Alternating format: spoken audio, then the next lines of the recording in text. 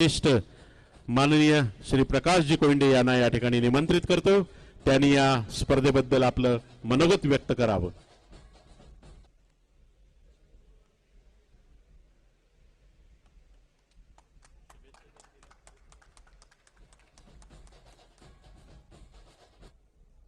मी काही जास्त काही भाषण देणारा माणूस नाहीये।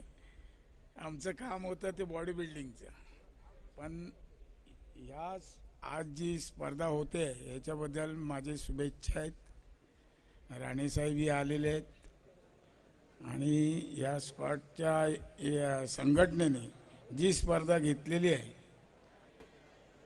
तर त्यांनी चांगलंच काम केलं आहे, त्यांनाही शुभेच्छा।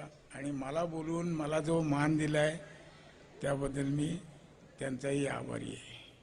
धन्यवाद। जय हिंद, जय। धन्यवाद माननीय प्रकाशजी कोइंडे साहेब। केवढी विनम्रता आपण या क्रीडापटूकडून पाहतोय।